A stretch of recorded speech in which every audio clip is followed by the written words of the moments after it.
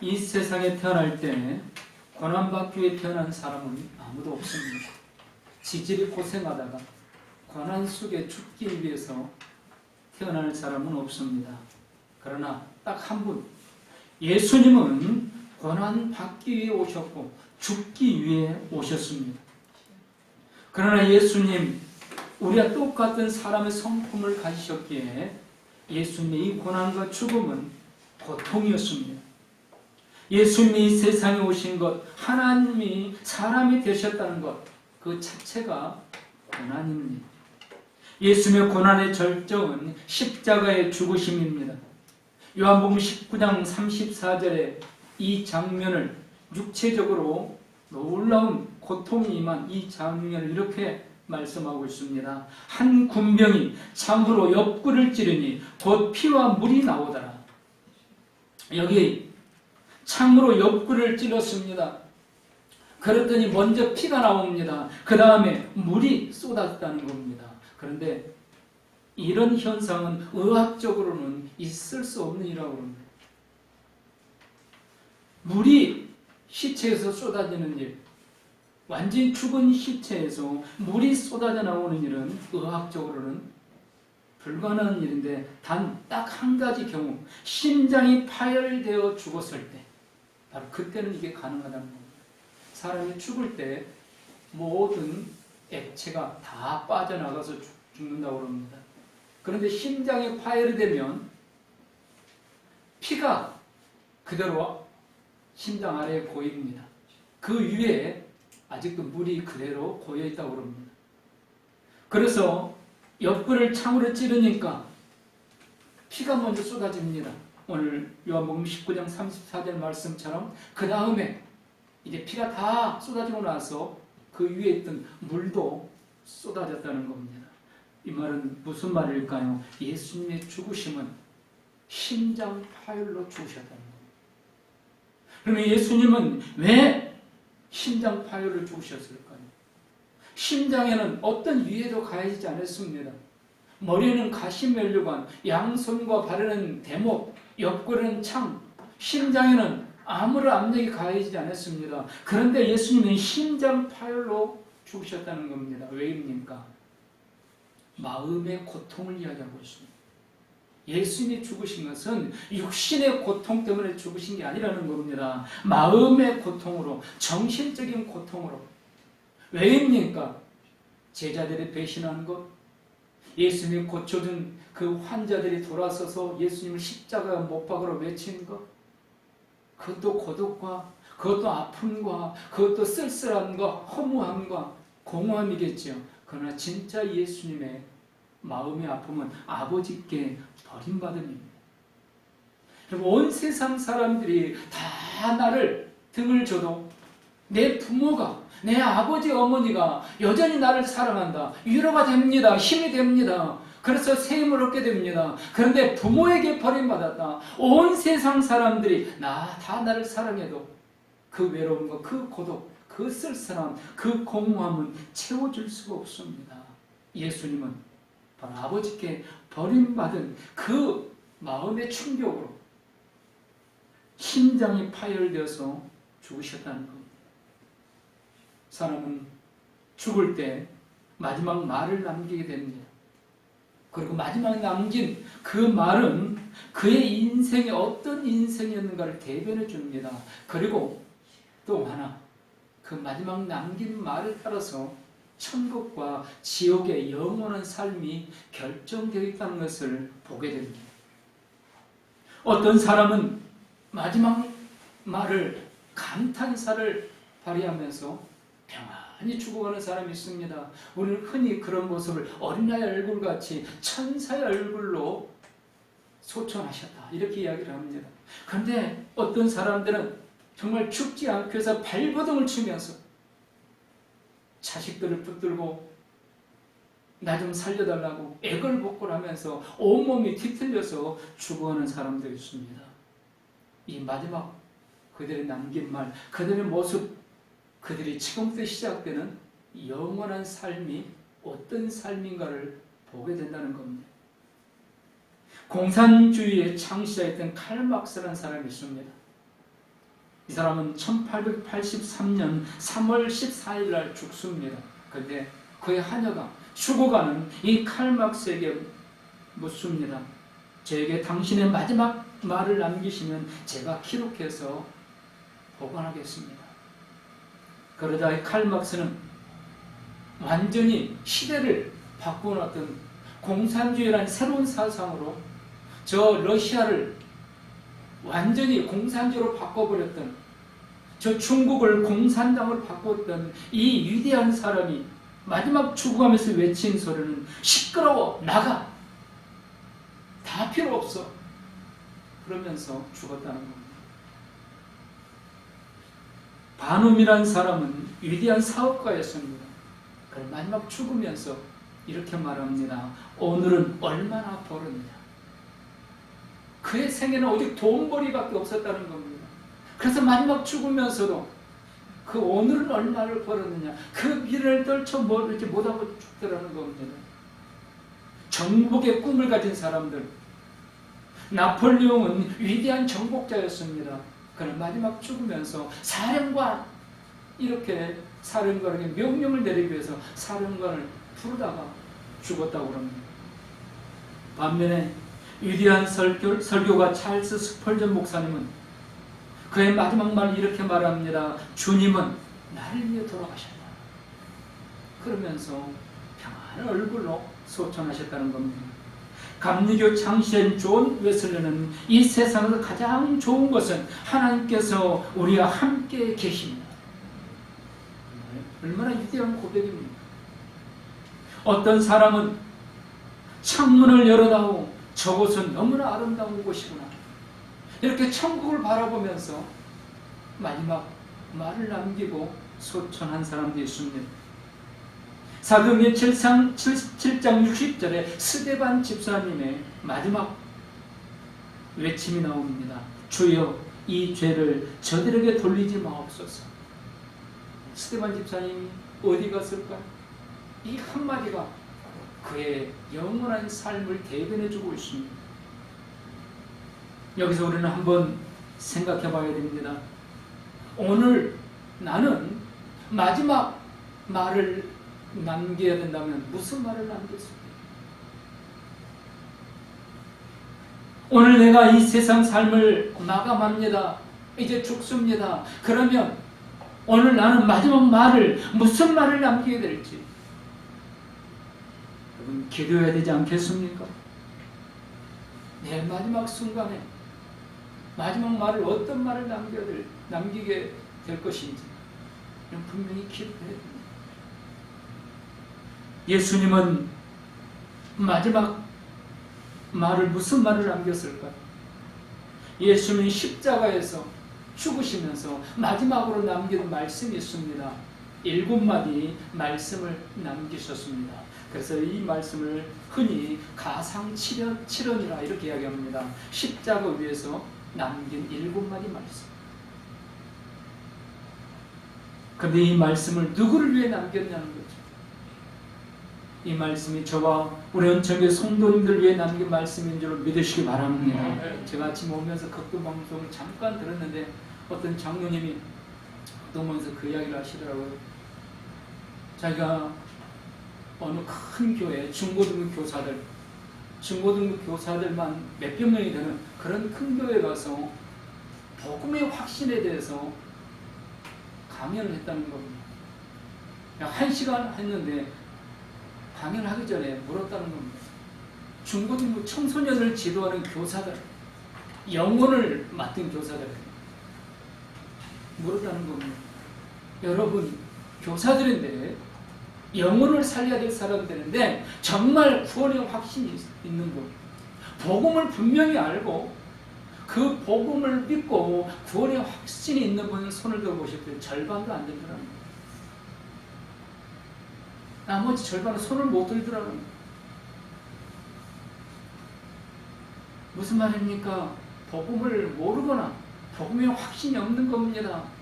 예수님에 대해서 모르는 게 아닙니다. 예수님에 대해서 알고 있습니다. 예수님이 십자가에서 어떤 말을 남겼는가? 적어도 이 큰 교회 교사들은요, 성경 공부를 매뉴얼에 따라서 몇 단계로 했기 때문에 다 줄줄줄 외우고 있습니다. 성경 본문까지 외우고 있습니다. 그런데 정작 본인에게는 확신이 없는 겁니다. 오늘 저 우리 성도 및 나누어야 될 주님의 십자가에서 선포하시고 외치신 이 음성이 복음이고 나를 살리기 위한 사랑이고 소망의 음성이 되실 수 있기를 주님의 이름으로 축복합니다. 나와 상관없는 말씀이라면 불행한 영혼입니다. 첫 번째로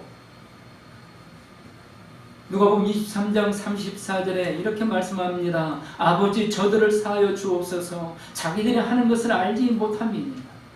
예수는 십자가에 못 박으로 외치고 있는 그 무리들, 종교 지도자들, 선동자들, 그들에게 돈을 받고 그들의 선동에 휘말린 그 군중들, 그리고 로마 병사들, 주님은 그들을 위해서 기도하고 있는 겁니다. 아버지 저들을 사하여 주옵소서 자기들이 하는 것을 알지 못합니다. 여러분 오늘 주님의 이 말씀은, 이 선포는, 이 기도는 오늘 저와 우리 주님의 성도님들 위해서 지금도 하고 계시는 기도인 줄 믿으시기 바랍니다. 이 기도가 없었다면 오늘 우리 이 자리에 있을 수 없습니다.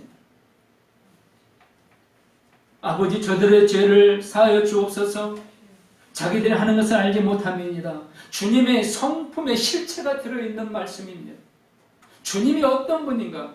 자기를 죽이고 있는 자들, 그들을 용서하시는 분이라는 겁니다. 저들을 사하여 주옵소서. 심판하고 멸망시켜도 시원치 않은 악한 자들입니다. 그런데 그들을 위해서 변호까지 해줍니다. 자기들이 하는 것을 알지 못함이니라. 오늘 주님이 우리를 보고 지금 이렇게 하시는 겁니다. 주님이 지금 어디에 계십니까? 하나님 보좌 우편에서 우리를 위해 중보기도하고 계십니다.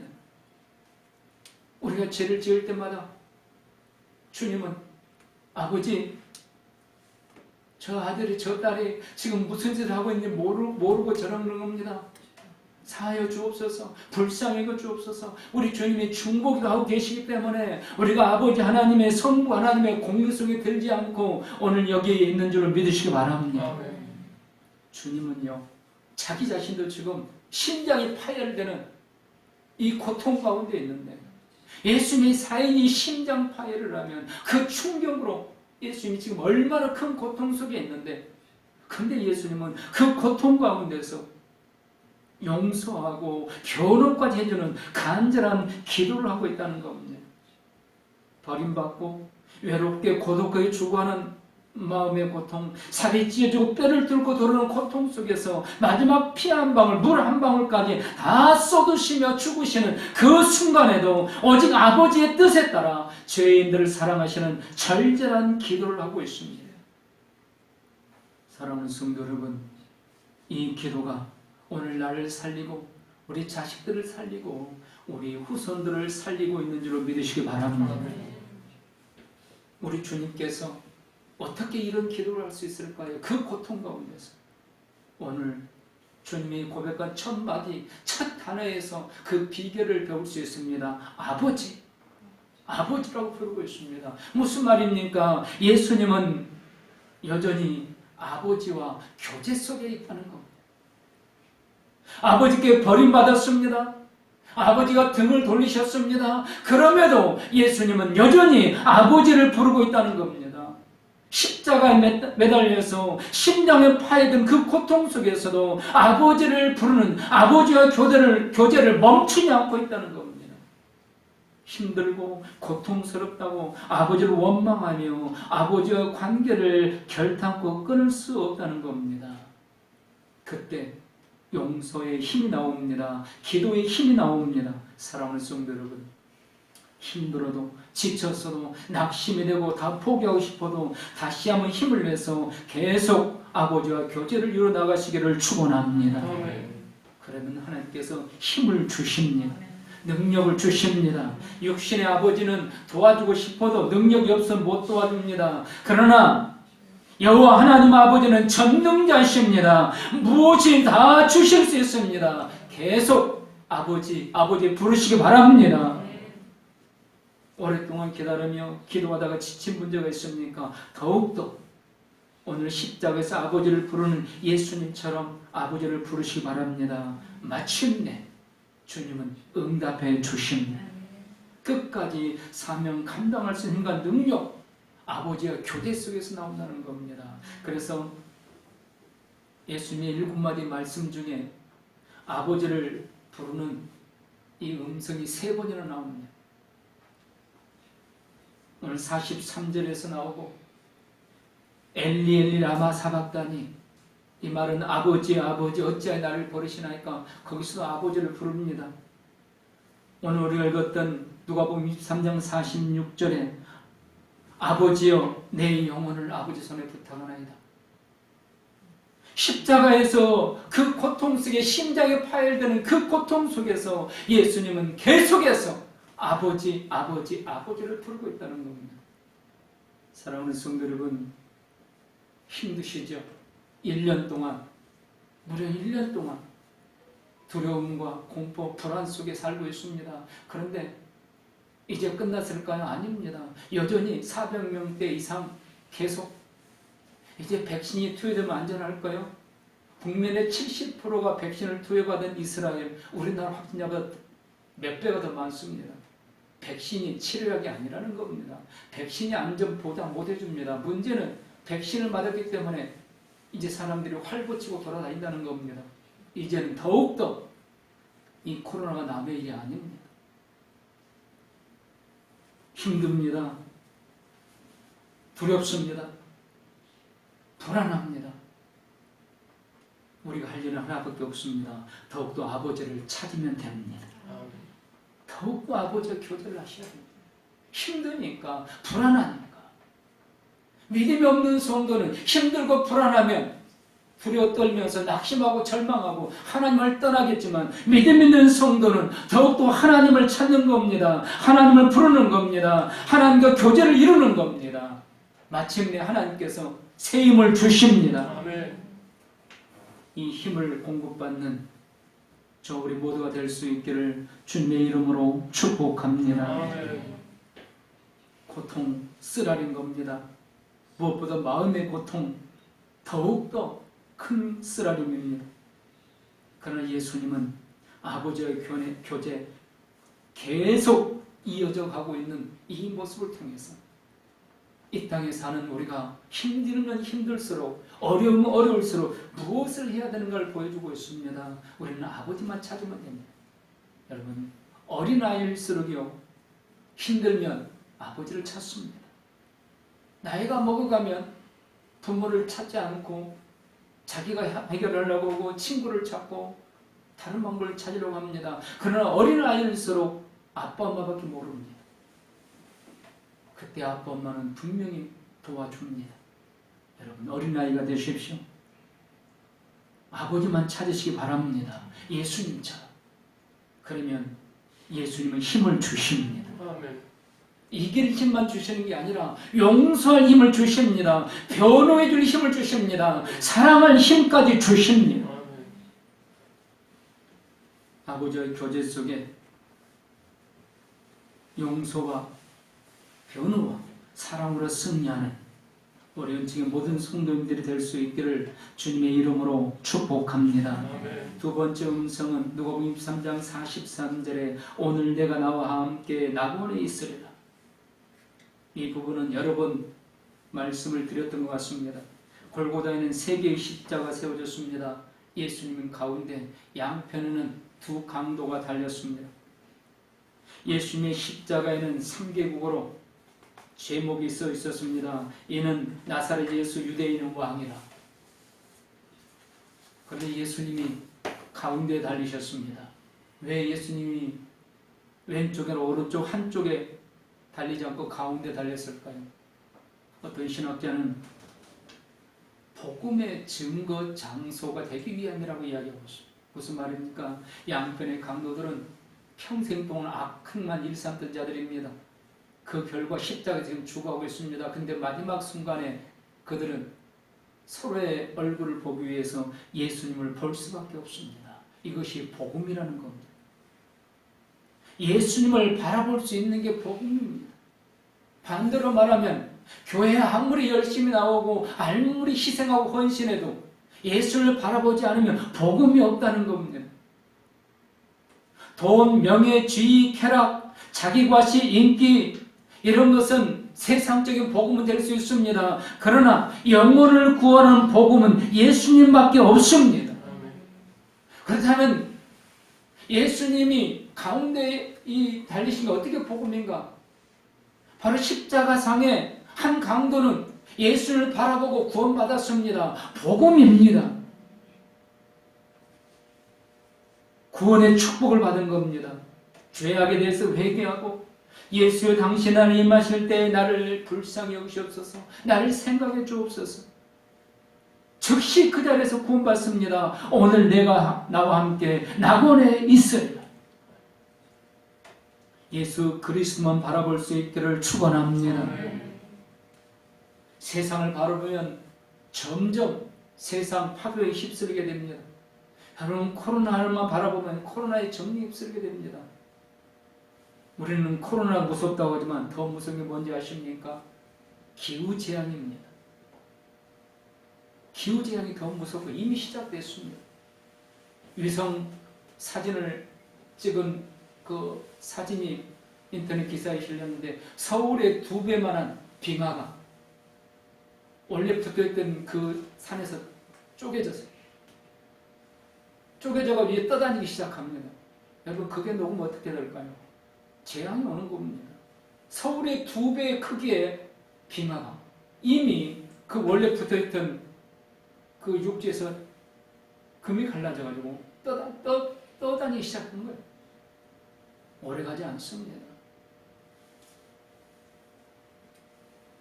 우리가 이런 무서운 재앙들이 우리를 덮쳐와도 우리가 두려워하지 않을 유일한 길이 있습니다. 예수 그리스도를 바라보는 길인 줄로 믿으시기 바랍니다.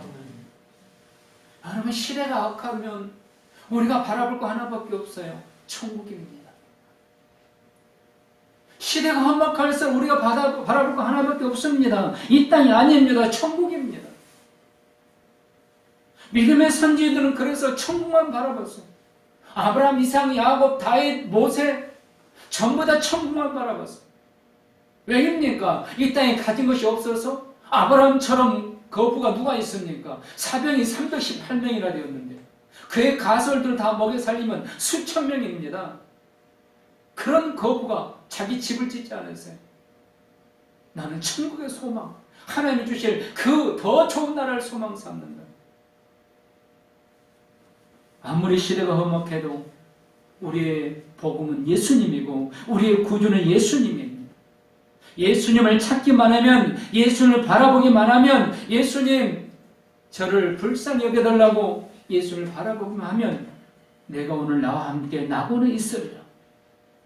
우리가 이 복을 주시는 것을 믿으시기 바랍니다. 오늘 개개인의 구원의 축복 오직 예수님의 선포로 이루어지는 겁니다. 예수님을 바라보고 죄를 인정하고 천국의 소망을 갖기만 하면 예수님은 그 어떤 죄인도 받아주십니다. 내가 지금 이 자리에서 이 순간에 당장 나와 함께 천국 백성이 되었느니라. 오늘 우리가 이 은혜를 이미 입었음을 믿으시기 바랍니다. 세 번째로 보소서 아들이니라 보라 내 어머니라. 요한복음 19장 26절 27절의 말씀입니다. 무슨 말입니까? 예수님이 십자가에서 죽으시는데 거기 예수님 육신의 어머니 마리아가 오셨습니다. 늙은 어머니, 노인이 된 어머니 오셨습니다. 예수님께서 33년 동안, 적어도 30년 동안은 옆에서 봉양했던 어머니. 근데 이제 예수님은 죽으십니다. 더 이상 육신의 어머니를 섬길 수 없습니다. 효도를 할 수 없습니다. 그래서 자기의 사랑하는 제자 요한에게 이제 자기 어머니를 대신 섬겨달라고, 봉양해달라고 예수님은 새로운 관계를 형성해 줍니다. 예수님은 새로운 관계를 형성해 주시는 분이심을 말씀해 주시고 있습니다. 여러분, 천국에서 영원히 함께 살 사람은 오늘 여기 있는 우리라는 것을 믿으시기 바랍니다. 이 땅에서 여러분들이 그렇게 살아가는 것 같은 육신의 부모, 형제가 아닙니다. 물론 그분들도 예수를 믿으면 천국에서 영원히 함께 살겠죠. 그러나 믿지 않으면 부부여도, 부모여도, 형제여도 함께 못 삽니다. 오히려 우리가 영원히 함께 사는 겁니다. 새로운 관계를 형성해 주고 있습니다. 오늘 새로운 관계를 알고 그 관계를 맺고 그 관계 안에서 살라고 예수님은 마지막 십자가에서 지금 말씀하고 있는 겁니다. 성경에 보니까 요한은 이때부터 예수님 어머니 마리아를 자기 집에 모셔서 친어머니처럼 섬기게 됩니다. 사랑하는 성도 여러분, 예수님께서 맺어준 새로운 관계, 우리는 거룩한 성도의 교제를 이루어가야 될 새로운 관계임을 믿으시기 바랍니다. 서로 관심을 갖고 사랑하고 위해서 기도하고 섬기고, 전에는 원수였고 내 발 아래 있었고 내가 명령을 내리는 사람도 있었습니다. 그러나 이제는 내가 섬겨야 되고 내가 사랑해야 될 대상으로 새로운 관계가 형성됐다는 것을 말씀해 주고 있습니다. 실제로 사도 바울은 빌레몬서에 한 종이 주인을 배반하고 도망가다가 붙잡혀 감옥에 갇힙니다. 그런데 거기에 바울이 그 교도소에 있었습니다. 그 감옥에서 그 종을 전도를 합니다. 그리고 그 주인을 배반하고 주인의 돈을 가지고 도망갔던 그 종은 이제 예수님의 새로운 제자가 됩니다. 예수님은 그 종을 다시 주인에게 돌려보내면서 주인에게 편지를 보냅니다. 이 종이 너에게 빚이 진 거 있다면 내가 다 갚겠다. 그러니 더 이상 이 종을 종이라고 생각하지 말고 나에게 귀한 사람이니 나를 대한 것처럼 대하라. 당시 종은요, 인간이 아니었습니다. 한 물품이었습니다. 그런데 예수님은 새로운 관계를 형성해주고 바울은 그걸 깨달았기 때문에 그 종을 주인에게 보내면서 나를 대한 것처럼 대하라. 사도 바울을 대한 것처럼 대하라고 말하고 있습니다. 사랑하는 성도 여러분, 이제 우리는 그 누구라도 섬기는 이런 관계 대상으로 새롭게 맺어졌다는 것을 기억하시고 섬기는 자로 나아가시기를 주님의 이름으로 축원합니다. 아멘. 네 번째로 엘리 엘리 라마 사박다니, 마태복음 27장 46절에 비통한 절규의 장면이 나옵니다. 아버지 어찌하여 나를 버리시고 저 죄인 피조물을 사랑하시나이까. 아버지께 버림받은 자식의 슬픔의 고통의 부르짐입니다. 상상할 수 없는 쓸쓸함입니다. 어떤 말이 이 아픔을 설명할 수 있을까요? 아버지께 버림받아 아버지와 단절된 그 괴로움, 외로움. 결국 예수님은 이 고통 속에 심장 파열로 죽으시는 겁니다. 죄 없인 예수님께서 죄 때문에 아버지와 단절되십니다. 순전히 그 죄는 예수님의 죄가 아닙니다. 오늘 우리의 죄, 나의 죄입니다. 내 죄 때문에 예수님은 아버지께 버림받아서 심장이 파열되어 죽으셨다는 겁니다. 사랑하는 성도 여러분, 예수님의 이 절절한 절규가 우리 가슴 속에 조금이라도 아픔이 될 수 있기를 소원합니다. 아멘. 나를 위해 주님께서 아버지께 버림받고 저렇게 절절히 절규하는 그 음성, 그래서 나는 오늘 살게 되었고, 그래서 나는 영생을 얻었고, 그래서 나는 천국을 향하여 나아갈 수 있게 된 겁니다. 다섯 번째로 요한복음 19장 28절에 내가 목마르다, 육체적인 고통의 부르짐입니다. 사람의 아들 모습, 하나님께로부터 버림받은 고통, 당시에 마취제로 사용했던 술까지 피하면서 자신의 통제를 통하여 고통을 감수하고 있습니다. 예수님은 이 고통을 통해서 우리의 목마름, 우리의 가난, 우리의 공포, 이걸 대신해 주시는 겁니다. 죄인을 사랑하시는 메시아 구주께서 지옥 불구덩이 속에 목마름 같은 고통의 부르짐을 지금 짓고 있는 겁니다. 내가 목마르다. 이 모습이 어디에서 드러나는 모습입니까? 지옥의 한 부자가 떨어졌습니다. 근데 어디선가 아름다운 멜로디가 나오는데 눈을 들어보니까 천상에서 아브라함 품에 거짓 소년 나사로가 안겨있는 겁니다.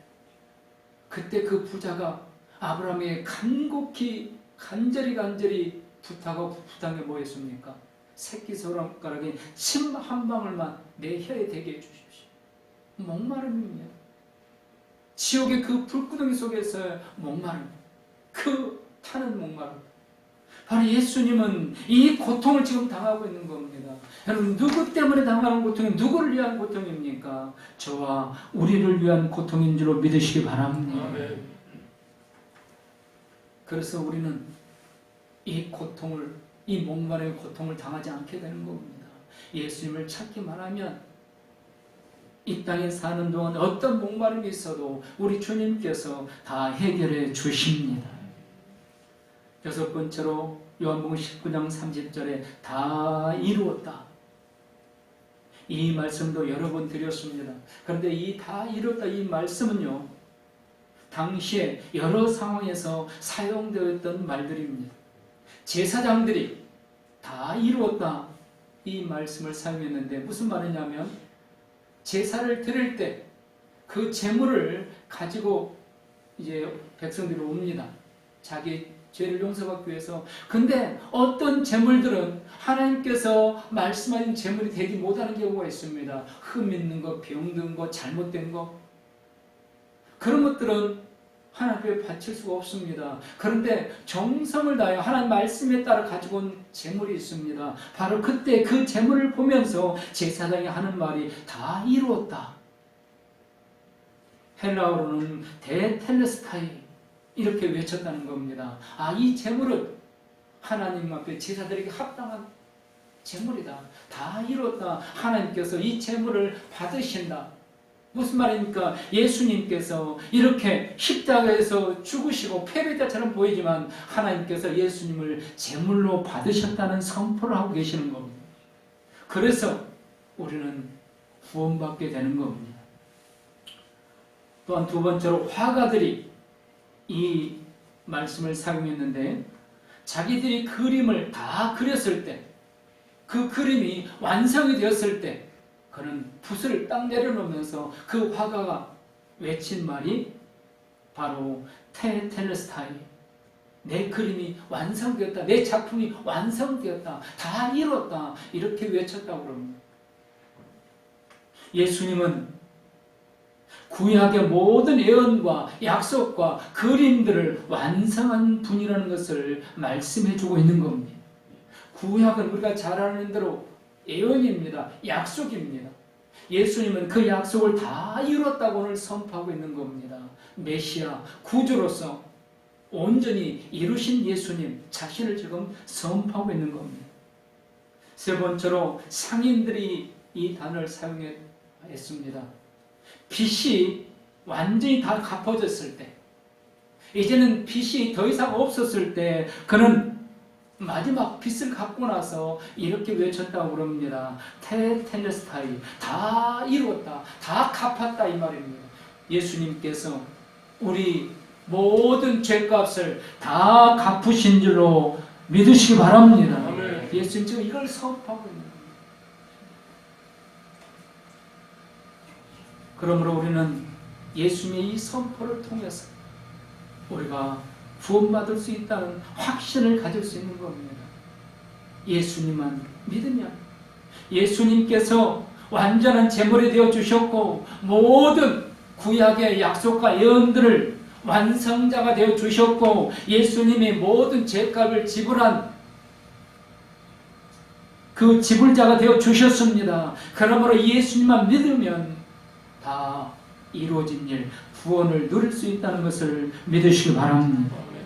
마지막 오늘 우리가 읽은 아버지 내 영혼을 아버지 손에 부탁하나이다 선포하고 있습니다. 죽는 방법을 말씀하십니다. 예수님은 실제로 죽으셨습니다. 성도들을 예수님은 잔다고 표현하고 있습니다.